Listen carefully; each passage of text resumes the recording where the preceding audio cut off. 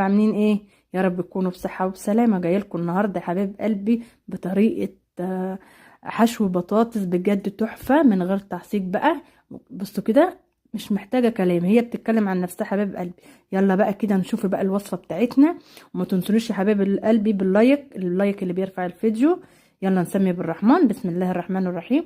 نص كيلو من اللحمه يا حبايب قلبي زي ما انتم شايفين، بصلتين مبشورين، التوابل بتاعتنا الجميله، فلفل، ملح، توابل لحمه، توابل مشكله، بابريكا. بس كده هنقلب بقى كده، فصين توم مبشورين زي ما انتم شايفين كده. هنقلب بقى كده اللحمه مع التوابل، شويه خضار وننزلهم لغايه اما الملمس بتاعها يبقى ناعم كده زي ما انتم شايفين. بسم الله ما شاء الله، جميله جدا. هنجهز بقى الخضار بتاعنا زي ما انتم شايفين كده، بصلتين مبشورين، طماطم، جزر، شطه او فلفل، قدام حضراتكم البشر بتاع البطاطس او التقوير بتاع البطاطس زي ما انتم شايفين كده، اي حجم عندي ما هو